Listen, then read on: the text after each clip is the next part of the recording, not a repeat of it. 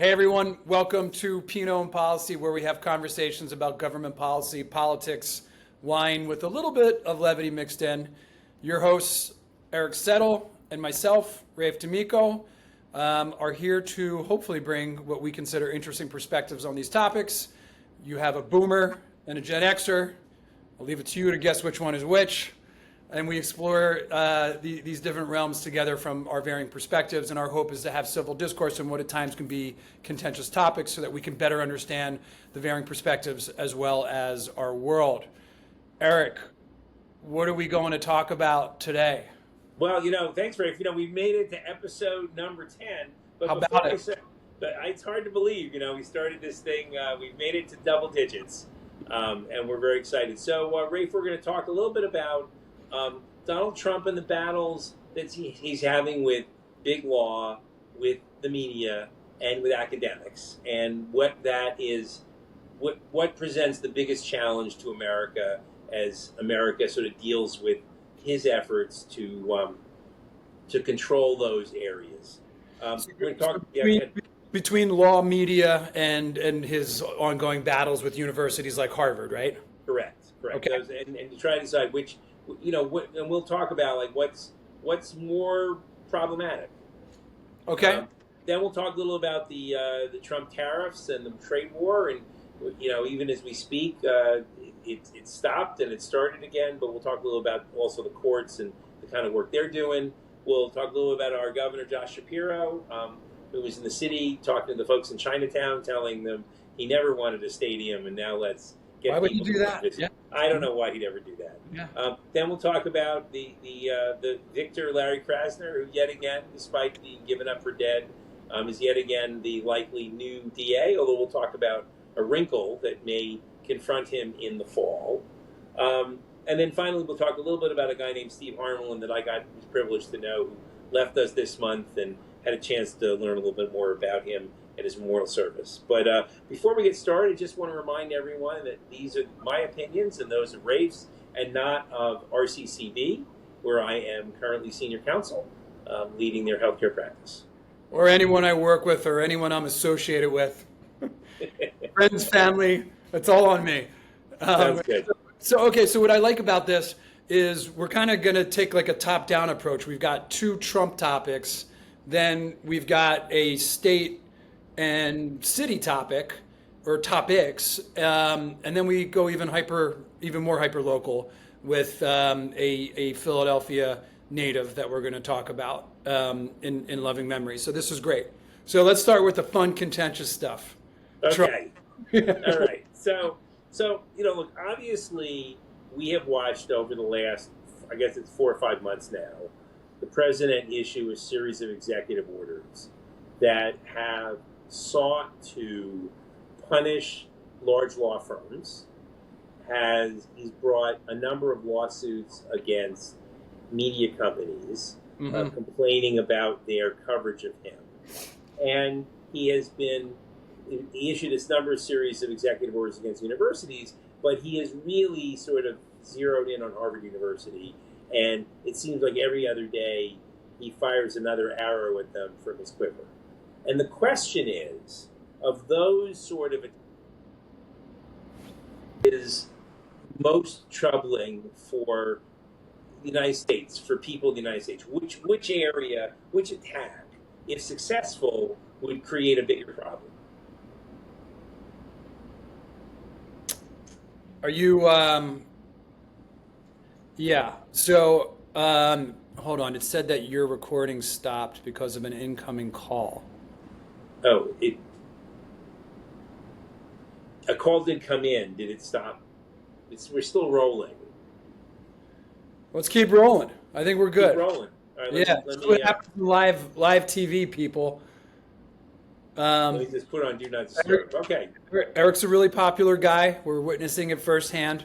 So these are three like core aspects of America, of our democracy, of what everybody, whether you're on the left or the right or the middle, wherever you are, these are core tenets of democracy and what the country stands for. as far as like when you say the media, I mean, we're really talking about a free press, Right. right? Talking about the first. Right. Talking about a press's ability to report on without fear of retribution by the government. I mean, that is the fundamental First Amendment right.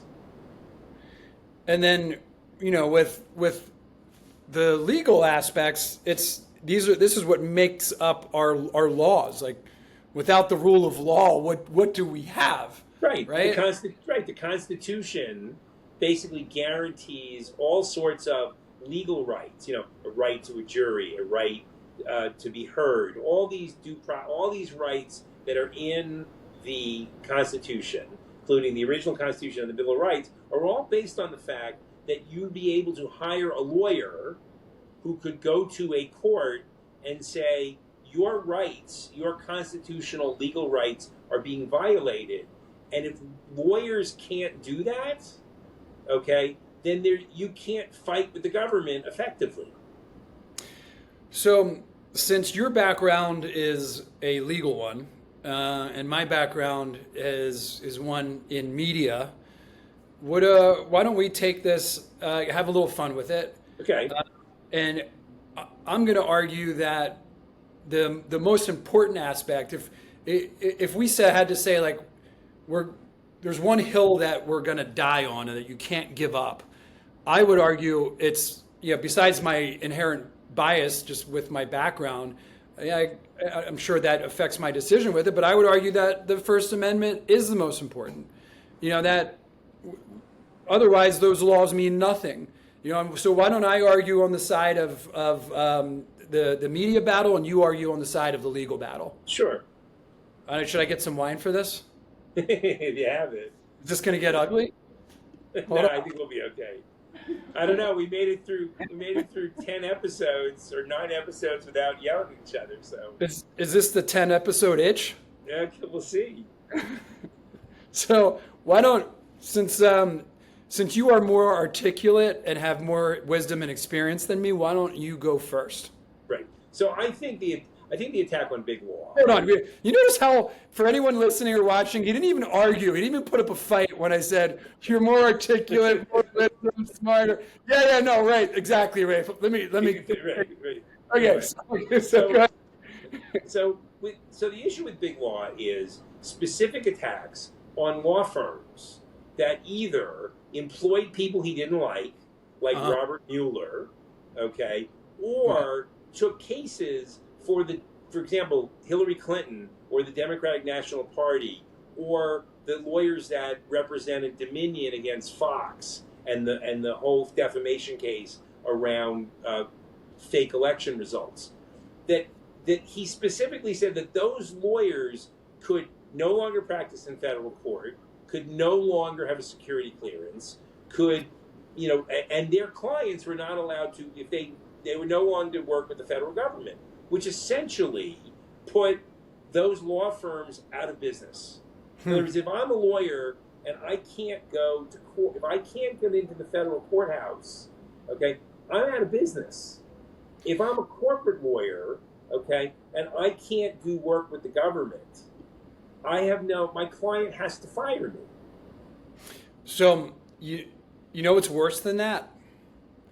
What's worse than that would be if we never heard about it. Imagine if it happened and it was just swept under the rug, and it not only were we not made aware of it, but then it just kept happening and got worse and worse and worse. See, but I would say is I think you're right, except that if the lawyer can't go to court and get a court order that says that law is unlawful, okay, whether we hear about it or not doesn't matter, because the court would issue an order, and that order would be presented to the administration, and they would have to follow that court order. So what I'm saying is we could live without someone telling us publicly what was going on.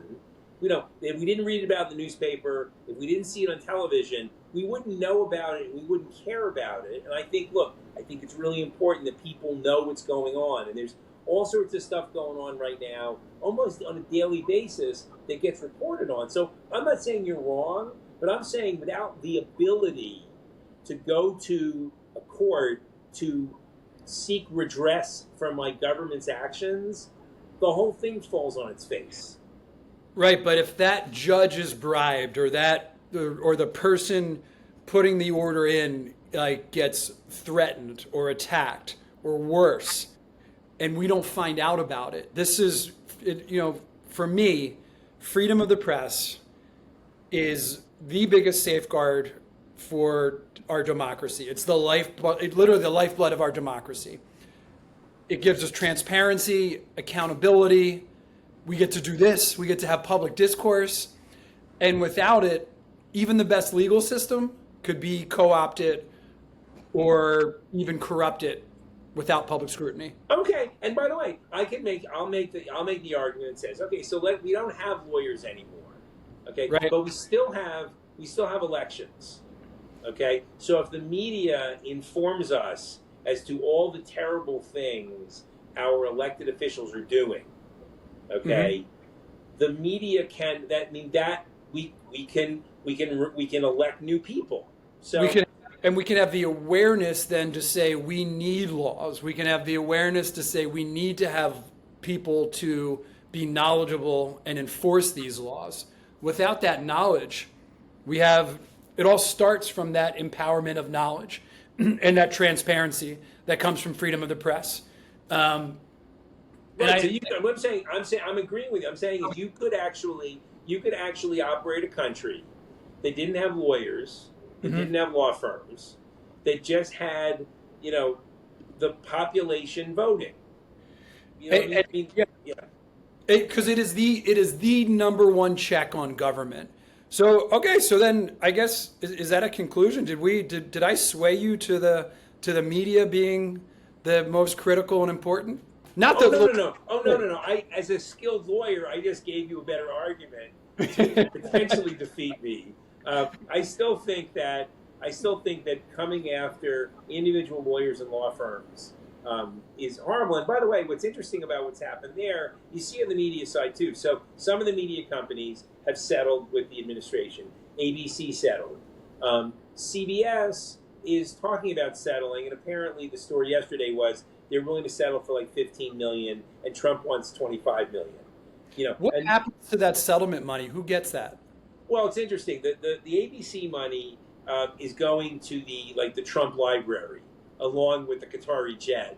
So he's got $15 million in a Qatari jet. So that's the beginning of the Trump presidential library. By the way, I will tell you, it's nice to know he's talking about having a presidential library, because it means at least in his head, he's thinking that his presidency will end. It's going to end at some point. Yeah, right. Okay. All right. But we left out something really important too. We left out. So I agree with. We left out the universities and the academia, and the important role that they play in our life, both in terms of research, in terms of educating the next generation, in terms of creating people who can be tomorrow's leaders and thinkers. Yeah, I mean, we could spend a lot of time on this one. I'm not as qualified to speak on it as the media aspect, and you're obviously much more extensive in the legal side. My only thoughts are, it's like, why would you ever want to limit the intelligence of your populace? I think as a country, we should do everything we can to make everyone as educated as possible. And we want to attract the best and the brightest minds always to this country. So why wouldn't we want to start that relationship when somebody's young and going to university, and help that be a bridge to have the best and brightest minds stay in this country and enhance. So when for example, when the president issues an order that bans all foreign students from Harvard, it's become a political football, right? It's like that's sad. It's literally become Harvard has become a political football, and he's doing. It seems like he's doing whatever he can to make their life more difficult because of other things that he's upset about. And there's probably pressure from interest groups, right? I imagine there are some interest groups that aren't happy with what Harvard and some other Ivy League schools have been doing as far as their view on some world events, right? I know, but you know what though, Rafe? I would be the first person to say that what happened on college campuses a year ago got out of control, and that those universities, kind of lost control. But there was not an anti-Semitic intent. In other words, when the president of Harvard, who's Jewish, gets up and talks about the things they've done, I mean, I don't know how. I mean, it becomes just a pretext. It becomes a pretext to, in some ways, with this president, if you say no to me, I will punish you. Yeah, he's very draconian. He's shown that with individuals. He's shown that with organizations. You name it. So it's, if you go against the Donald, if you go against President Trump, you are going to face his ire. And with some people, he gets more with vinegar than honey. It feels like. It's the opposite of the expression. I mean, look at his world tour, and the business leaders that he took to the Middle East, and he's cutting deals for NVIDIA. He's cutting deals for Boeing. He's doing all these things for people that have lined up behind him and are his allies. And if you're not on the good side, you're gonna he gives the image. I'm not saying what actually happens, but the optics and the image are like, he takes care of his friends and he really goes after his enemies. And switch very quickly of what side you're on. Right. Well, it's very, I mean, and I think it's true. And I think one of the things we saw this week again was a number of pardons that came out from people who are, sort of direct supporters and direct contributors. A mom, went to a fundraising dinner in Mar-a-Lago, and this week her son was pardoned for tax fraud. It's really interesting, and I think part of what worries me, again, and we've talked about this a lot, is it's not what one person does; it's how one person treats the office, and that the next person who comes, who looks at the world totally different than Donald Trump, will do things that from the other side you go, that's wrong, that's not right either. Yeah, and it's it's interesting. I like bringing up past presidents. Abe Lincoln was notorious for giving pardons when it was a member of the family, especially like a crying mother or somebody that would come in talking about someone in the military who had deserted their ranks. Right. From the Northern Army, or even after with the Confederate soldiers that were captured and were going to be hung, and a mother would come in, parents would come in pleading for their case. He would literally always say yes and pardon them, almost regardless of what they had done. So I hope there's a bit of empathy and personal element whether it's Trump or any president that meets another human face to face. But I think we found there is also that quid pro quo aspect, which is dangerous and oppressive. And obviously we don't want to see that happening. Let's tie a bow on this part with another presidential vote to help me maybe win the argument of media being the most important. Thomas Jefferson famously said he'd prefer a newspaper without a government over a government without a newspaper. So chew on that for a little bit, think about it, and then we can. Thomas Jefferson's last words apparently were, "John Adam lives," when in fact they both died simultaneously. So on what day? On July 4th, July 4th, 1850. They just both died. I mean, they both were old men in their beds. Yeah, I think it was the 50th anniversary. Oh, yeah, it was 1826 or something. Yeah. I think it was 26 July 4th. Yeah, pretty amazing that they died on the same day. Heated All right, rival. so yeah, so moving on from dead John Adams, let's talk a little bit about. Did we talk about tariffs? No, let's talk about tariffs. Let's talk about tariffs. Okay, so this is again, this is an issue that affects everybody. We're already starting to see some shortages. We're already starting to see some price hikes. We've seen the president sort of step away from tariffs. The courts obviously issued an order stopping him. The appeal court just issued an order staying that order. This will no doubt get to the Supreme Court of the United States. And it has been interesting to see, how the Supreme Court has dealt with a number of these issues.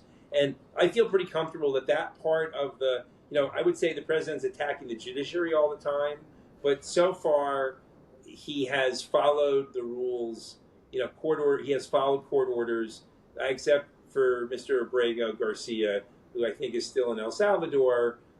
He's pretty much been, he's been doing what the courts have said. And that's really important because if that falls apart, then, none of this really matters. Is the judiciary branch our last bastion of hope here with our government?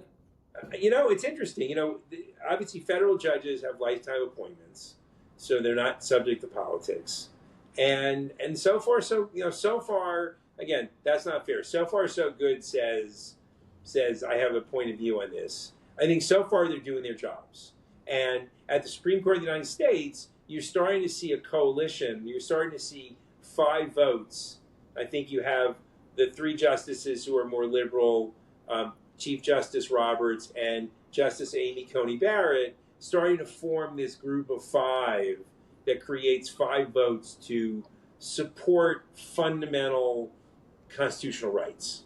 It is, it is encouraging to see that. It's interesting. You touched on something that I think a lot of people don't appreciate or recognize the nuance. Why it matters that a judge is appointed for a lifetime versus there are other judges who people vote for.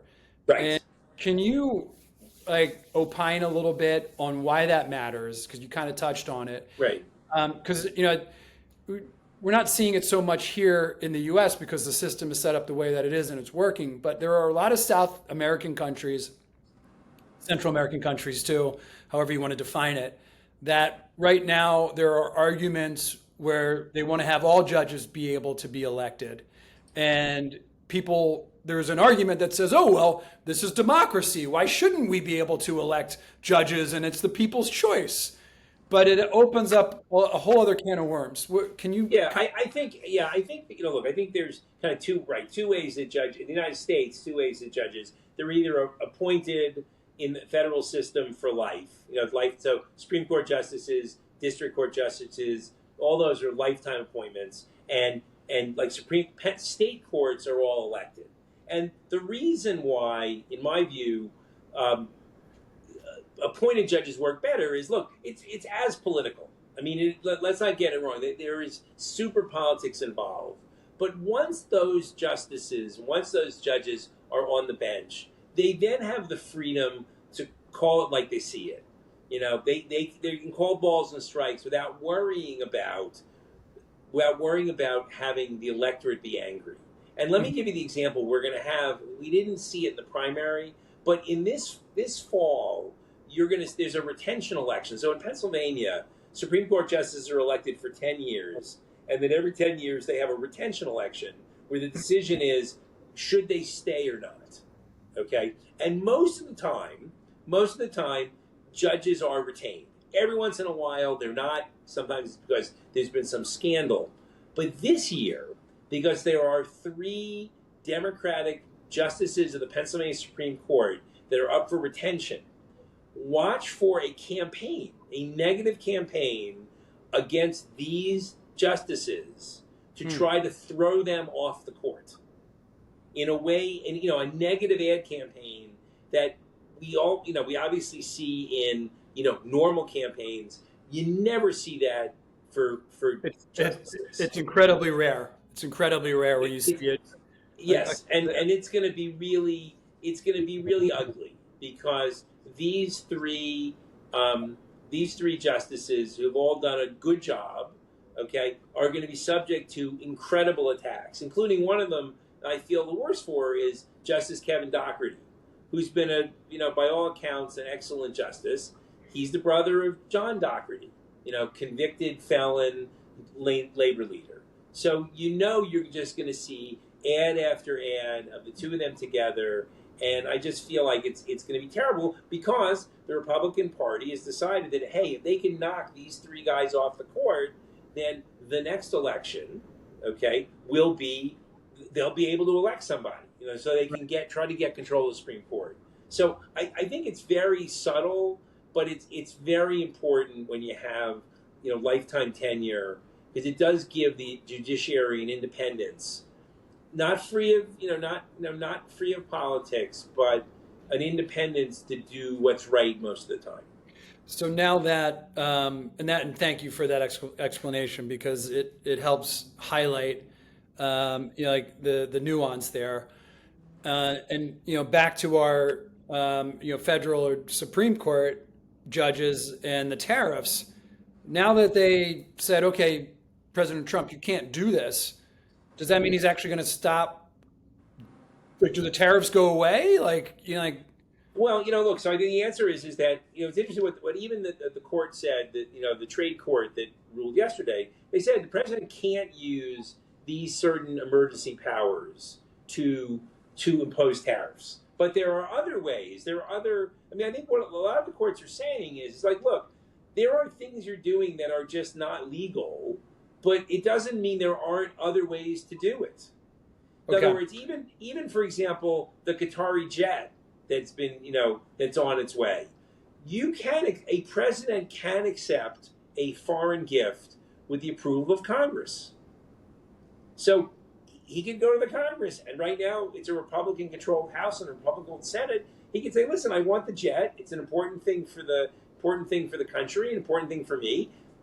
Approve it." But he doesn't want to do that, and that's part of what's frustrating about watching this administration in the first 4 months is that, from a lawyer, as someone who counseled governors, okay, it's like there is no you can't do that, Mr. President.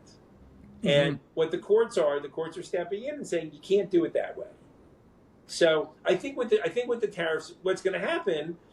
I don't know. It's hard to predict what's going to happen, but my guess is they're going to say what you did here, similar to the Supreme Court decision that says you can't use the Alien Enemies Act of 1792 to kick Venezuelans out of the country because you allege that Nicolas Maduro sent these people to invade the United States. Courts are saying that's not what that law means. So if you want to kick people out, you can kick people out, Mr. President, but you can't kick them out like that, and you have to give them some due process. Some due process. And whatever that is, but it's not rounding people up, throwing them on an airplane, shaving their heads, and locking them up like, frankly, animals. Yeah. It's just not the way we do things in our country, and he would argue that our country is at threat of collapse. And I think what the courts are saying is, Mr. President, you haven't made that showing. And it's and these are the reasons why people get concerned with the overreach of the executive branch. And the extreme, you get extreme words like despot, fascist, emperor, right? But hey, if it's a slippery slope down that hill, right. It's still on that path nonetheless. Right. And look, and what the president's staff is saying today about the tariffs is, why are we letting unelected judges determine the outcome of something that the president has decided to do? And the answer is that our system has judges so that someone can say to the president, we don't think that follows the law. And the judicial branch, their job is to say, we agree, that doesn't follow the law. So, Mr. President, you can try it again, and try it differently. And he doesn't want to do that. He's, part of his strategy for his second term is just do what you want to do, and the courts will stop us if they do, and then he'll blame the courts. And like you wonder, is there some other nefarious plot here to say we should just get rid of courts? But again, I'm not there yet, and I don't think he's there yet. I think he just wants to get stuff done, and it's never really appreciated the fact that anyone ever says, Mr. Trump, you can't do that. Yeah, no, I think it's a stretch to say somebody's going to want to get rid of our courts, but it all starts somewhere, right? It all starts somewhere. So let's bring our focus a little narrower into the fine state of Pennsylvania. I mean, the Commonwealth, Rafe. Yes, we are the Commonwealth. I apologize. We are a Commonwealth. Okay. What's the difference between a state and a Commonwealth, Eric? Well, you know what? There are like 5 Commonwealths there's like Kentucky and Virginia and Massachusetts and Pennsylvania. And honestly, that's what we call ourselves. I don't know the legal distinction between a Commonwealth and a state. You got me there. And I figured you would have the answer on the tip of your tongue. No, I know that some of our states are referred to differently, but I can't tell you now, and my chat GPT is not close enough to me to make it up. I am. Can we look it up? In right now. So okay. Let's talk a little about Josh. So Governor Shapiro.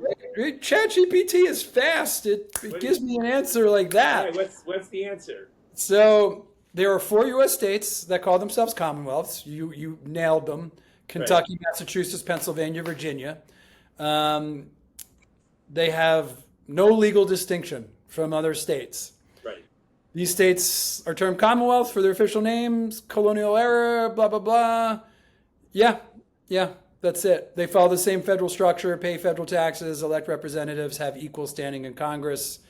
Yeah, it's semantics here. Just our fancy name. Yeah. Anyway, so the governor of the Commonwealth, who actually had an interesting couple of weeks. In the interim, since we last did our last broadcast, the Jake Tapper book came out called Original Sin that talked a lot about President Biden's sort of mental acuity was failing towards the end of his administration, and the question of whether or not people who were around him should have said something sooner to make him drop out of the election sooner than he did after that sort of disastrous debate in June. And among the people who are on record of saying, I've been with the president and he's perfectly fine, is Josh Shapiro. Apparently the book does talk about the fact that Josh did meet with the president and the first lady, and they did have a conversation about how he's doing. And apparently Governor Shapiro did say, there's a little concern that maybe you're a little bit old and kind of not up for the job. But in public, he was perfectly supportive. Could Josh say? Is there an argument that when Josh had that interaction, it was one of Biden's more lucid moments? Yeah, well, it certainly could be that at that moment he was fine, and I think him saying, "Look, there's concerns." Like the president, say, people have said to me that you seem like you've lost a step. The fact that he had that conversation with the president and the first lady, Josh felt comfortable with the president enough to say that. Look, I think at the end of the day, I think, he, even if he sort of felt in his heart that the president really was starting to lose a step, as a governor of a large Democratic state, you can't go out and just attack the president that way. It's just wrong. I don't know, but I think I strongly disagree. Okay. I think if anybody sees an issue like that with a president, because then we're talking about tribalism, right? Then we're talking about, well, he's on my team, so because I'm a Democrat and he's a Democrat and he's a Democratic president and I'm a governor of a Democratic state, I have to play nice. But if I was a Republican, then I would call him out on it. And I think that, at least for me, is one of my biggest concerns and issues with where we are as a country right now is that people will make decisions like that because they're blue team or red team. And we shouldn't make decisions because of blue team or right team. We should make decisions because of right and wrong. And like what's best for the country, not what's best for oneself or one party. No, I think that's fair. And I think what's going to happen in the 28 election, almost everybody who's going to be a candidate, whether it's Josh or Gavin Newsom or Gretchen Whitmer or Kamala Harris, everyone is going to be asked, why didn't you say something? And they'll say something. They'll either say, I didn't see it, or they'll say, I saw it, but I felt that it wasn't so bad that I needed to go to the pub. I whistle blow on my own president. I think it'll be more of the former than the latter. I think people will say, hey, he must have been having a lucid moment when I was there. I didn't see anything. You don't want that your fingerprints on that mess that happened. Yeah, I hear you. And that's going to be, and I think part of what people were very upset last week about this is that all the sort of leading candidates for the 28 election all have some explaining to do. Well, what is nice is that I feel like the Democratic Party is finally starting to get a narrative outside of vote for us because you hate Trump. Right. And this abundance sort of platform that's bubbling up, which Josh is very much a part of, seems to be gaining some interest, right? It's something different than the Bernie AOC tour, and the I hate Trump aspect of whether it's them or anybody else that's trying to make a case. Both parties seem a little bit splintered, but hopefully that they start to coalesce around some real ideas. And we certainly have plenty of time for it. It'll be interesting to see what happens with 26. Right. But let's talk about an election that's even closer, which is the DA election in Philadelphia. I know you're a Philadelphia resident, and I'm obviously committed to Philadelphia. Larry Krasner wins again. And when I was a candidate for Attorney General, we talked a lot about what a terrible job Larry Krasner was doing. And he was, and he still is. And we had that terrible shooting on Lemon Hill, not more than, I would say, a 10-minute walk from your house? In my district, yeah. I'm at the beginning part of Fairmount Park, and Lemon Hill is not too far away in Fairmount Park. Right. Terrible, heinous. But yet he wins again. There's a power in the incumbency, or maybe he's gotten better. Maybe the answer is that each term he's figured out. When you do a job long enough, you get better at it. But he seems like somebody whose like morals and ethics blow with the wind of whatever like the trendy politics are. And as a DA in like 2020 and 21 and the challenges that most major cities faced during those times, he very much made his life easy and the life for people who wanted to stay safe in Philadelphia, and a lot of the police officers, he made things very hard for them, right? Because he didn't want to be painted as a tough on crime DA. And the murder rates shot through the roof. They were some of the worst that the city's ever seen. Gun violence was awful. And now, what is that forgiven? He changes his mind, and maybe he could argue, hey, I'm just going to be working with, I got different mayors too. So the new mayor's tougher on crime. So I'm going to change my stance. Maybe he can make an argument there with Mayor Sherrell Parker. But what's interesting is usually in a city like Philadelphia, when somebody running for DA or mayor or whatever, when they win the Democratic primary, it's basically a fait accompli, foregone conclusion. You're going to win the general election because of how many Democrats are in the city, and there's no way a Republican's ever going to win.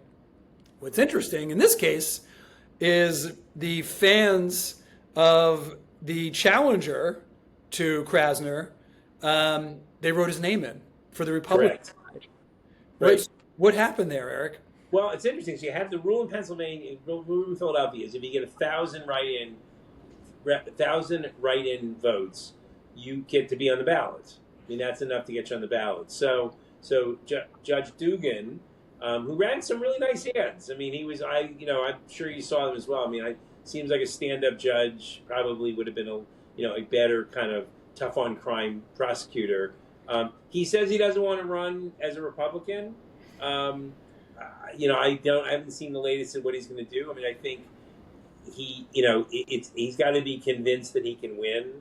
But it's interesting. So he could theoretically run. Now he would still be on the ballot. He wouldn't necessarily be off the ballot. He'd be on the ballot, so people would have a choice. But if he's not going to run a campaign, then there's going to be no. He's not going to win. But it would be interesting. So, because this touches another topic which I know is near and dear to our hearts, which is independents can't vote in primaries in Pennsylvania. Right. And so it'll be very interesting. Only the Democrats are basically picking this DA, right? Correct. For all intents and purposes, we have only Democrats that can select a DA because of this type of a scenario, right? And then when you get to the general election, the Republicans have their nominees, but the independents don't really have a voice in either the Democratic primary or the Republican primary. They have to sit it out. They can't vote. And most of the time, about a third of the populace is independent. So then come general election time, these independents really sway an election one way or the other. But there aren't, in a city like Philadelphia, there aren't enough independents to still carry, let's say all the independents voted for the Republican nominee for district attorney, the Democrats would still win, right? So again, for all intents and purposes, whoever wins the Democratic primary, they win the general election. However, in this situation, where you have a Democratic DA that would be representing the Republican Party, he's got a shot. Well, I would think so. I would think that if they could run a real campaign, okay, that this could be close.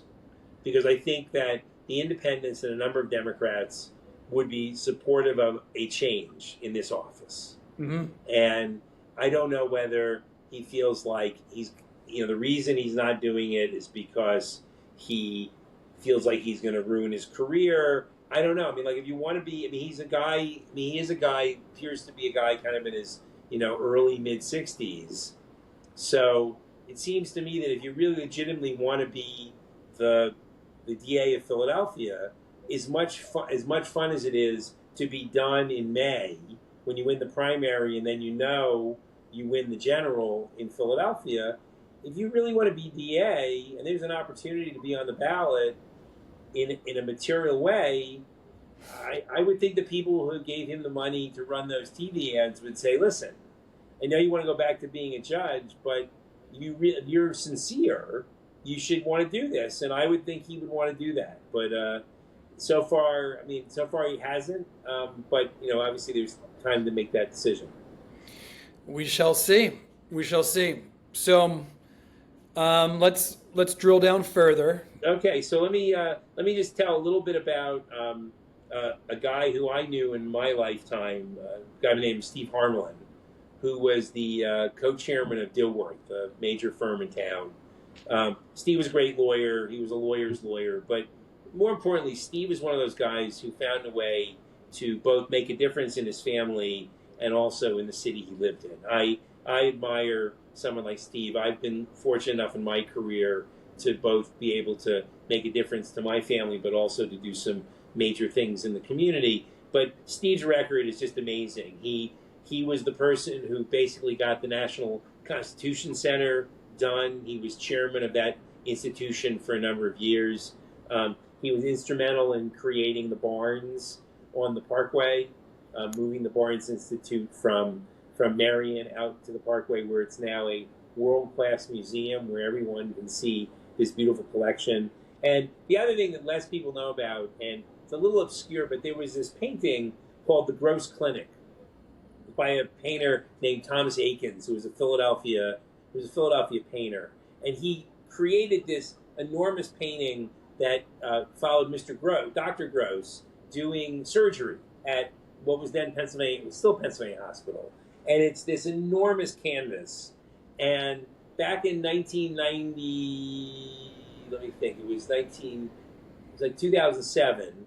The Walton family was building a museum in Bentonville, Arkansas, and so they went around the country with very big checkbooks and wanted to buy up famous pieces of art in all sorts of cities. And the city was going to sell the painting belonged to the city. The city was going to sell that painting for $67 million, and it was going to leave Philadelphia and end up at the museum in Arkansas. And Steve Harmelin and some other civic leaders worked with the city to raise the money in about 2 weeks to keep the Gross Clinic here in Philadelphia, and it rotates between the Philadelphia Museum of Art and the Pennsylvania Academy of Fine Arts. And I have seen this painting, and I don't know if you've never seen it, but it is an amazing painting. And I remember seeing it during the mayor's race when I was working with Tom Knox, and we had a kind of a special private showing of this painting, and I realized how important that was to Philadelphia to keep that cultural treasure here.